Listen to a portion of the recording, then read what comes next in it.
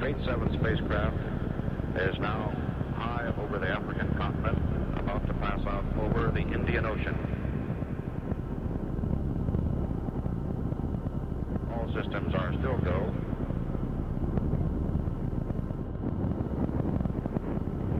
The flight is proceeding as planned.